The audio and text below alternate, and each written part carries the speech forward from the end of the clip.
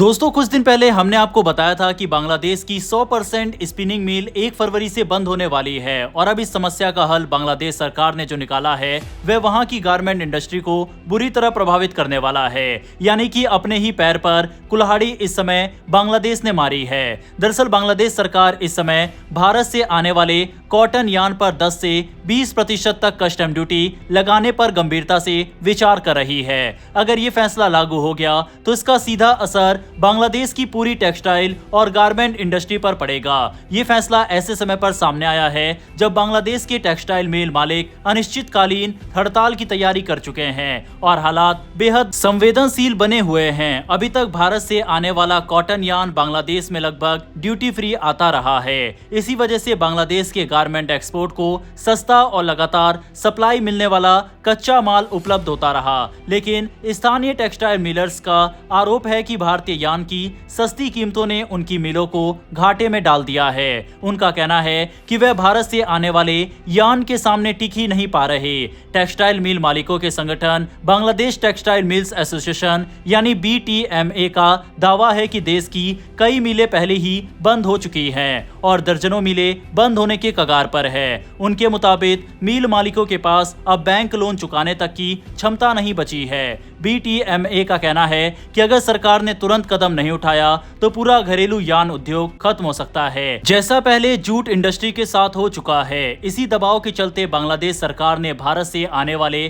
Cotton yarn पर duty लगाने का प्रस्ताव तैयार किया है। इंडस्ट्री के अनुमान के मुताबिक अगर ड्यूटी फ्री व्यवस्था खत्म होती है तो कुल मिलाकर यान पर टैक्स और ड्यूटी का बोझ लगभग 37% तक पहुंच सकता है। इससे कच्चे माल की लागत प्रति किलो करीब 60 सेंट बढ़ जाएगी, जो सीधे बांग्लादेश के 28 अरब डॉलर के निटवेयर एक्सपोर्ट सेक्टर को प्रभावित करेगा। दूसरी तरफ बांग्लादेश के गारमेंट एक्सपोर्टर्स इस फैसले का खुलकर विरोध कर रहे हैं। उनका कहना है कि स्थानीय मिलों का यान महंगा है और उसकी क्वालिटी भी हर बार एक जैसी नहीं होती। वहीं भारत से आने वाला यान इंटरनेशनल ब्रांड्स की जरूरतों के हिसाब से ज्यादा भरोसेमंद माना जाता है। अगर यान महंगा हुआ या सप्लाई बाधित हुई तो ऑर्डर कैंसिल होने, डिलीवरी लेट होने और ग्लोबल मार्केट में बांग्लादेश की साख कमजोर होने का खतरा है। ये विवाद तब और गहरा गया जब जनवरी में बांग्लादेश के वाणिज्य मंत्रालय ने नेशनल बोर्ड ऑफ रेवेन्यू को पत्र लिखकर बॉन्डेड वेयरहाउस सुविधा को सस्पेंड करने को कहा। इस सुविधा के तहत 10 से 30 काउंट तक के यान को बिना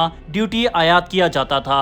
इसका जवाब में गारमेंट एक्सपोर्टर्स की दो बड़ी संस्थाओं BGMEA और BKMEA ने प्रेस कॉन्फ्रेंस कर इस फैसले का विरोध किया, जबकि टेक्सटाइल मिलर्स ने इसके समर्थन में अलग प्रेस कॉन्फ्रेंस कर दी। इससे पहले भी भारत से आने वाले यान को लेकर बांग्लादेश ने सख्त कदम उठाए थे। अप्रैल 2024 में भारत से यान का आयात कई प्रमुख लैंड पोर्ट्स के जरिए बंद कर दिया गया था। सरकार का कहना था कि ऐसा गलत डिक्लेरेशन और अनफेयर कंपटीशन रोकने के लिए किया गया, लेकिन इस फैसले से खासतौर पर उत्तरी बांग्लादेश की छोटी और मझोली मिलों को नुकसान हुआ, जिन्हें अब समुद्री रास्ते से महंगा यार्ड मंगाना पड़ा। भारत इस पूरे मामले में सबसे बड़ा खिलाड़ी है। साल 2025 में भारत ने करीब 3.57 अरब डॉलर का कॉटन यान एक्सपोर्ट किया, जिसमें से लगभग 46% अकेले बांग्लादेश को गया।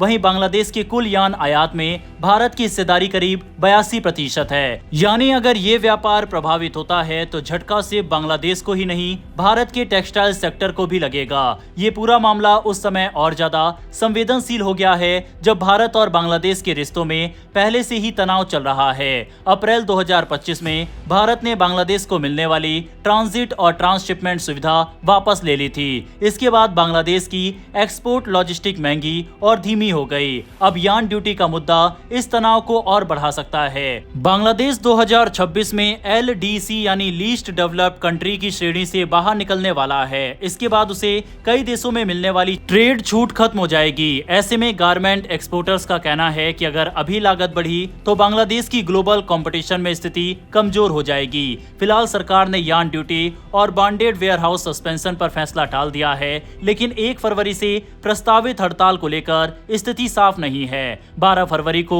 होने वाले राष्ट्रीय चुनाव के कारण अंतिम फैसला अब अगली सरकार पर टल सकता है, लेकिन इतना तय है कि बांग्लादेश का टेक्सटाइल सेक्टर इस समय सबसे बड़े संकट के दौर से गुजर रहा है और आने वाले दिनों में भारत बांग्लादेश व्यापार पर इसका असर साफ दिखाई देगा। बहरहाल दोस्तों, इस वीडियो में इतना ही। वर्ल्ड अफेयर से जुड़ी डेली ऐसी वीडियो के लिए नीचे दिए गए सब्सक्राइब बटन को प्रेस कर बेल आइकन को दबा लें। फिर मिलेंगे ऐसी एक नई वीडियो के साथ। धन्यवाद। जय हिंद, जय भारत।